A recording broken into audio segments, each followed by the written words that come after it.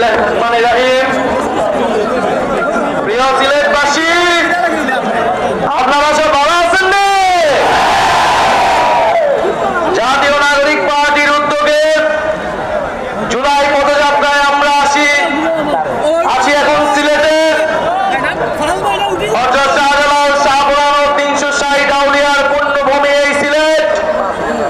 এই সিলেট থেকেই ইসলামের সম্প্রীতি এবং ইনসাফের বাণী সারা বাংলাদেশে প্রচারিত হয়েছিল।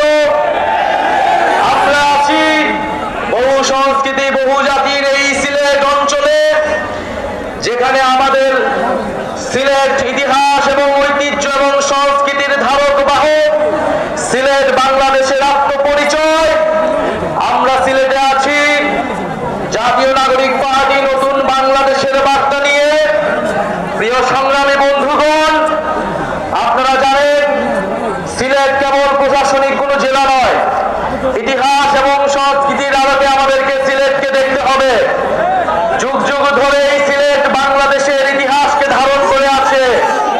ব্রিটিশ বিরোধী আন্দোলন থেকে স্বাধীনতা সংগ্রাম এবং আমাদের জুলাই গণঅভ্যুত্থান, সিলেট লড়াই করেছে বুক চিতিয়ে বাংলাদেশের স্বাধীনতার পক্ষে।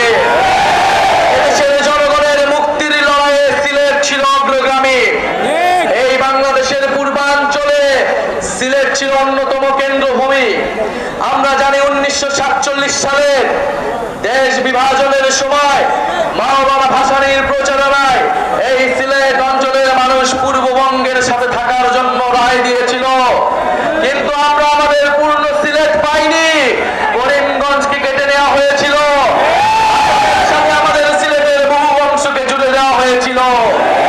এই পূর্ববঙ্গকে ঠকানো হয়েছে সেই ব্রিটিশ আমল